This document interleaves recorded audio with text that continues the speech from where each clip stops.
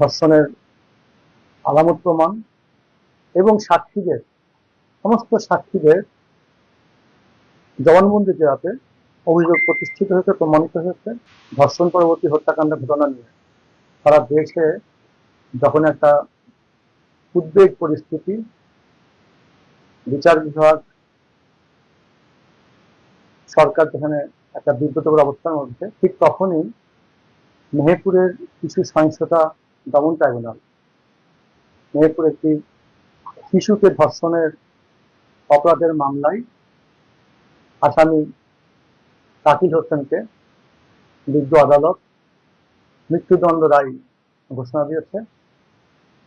সেই সাথে 3 লক্ষ টাকা জরিমানা, অনাদায়ে আরো 1 বছর জেল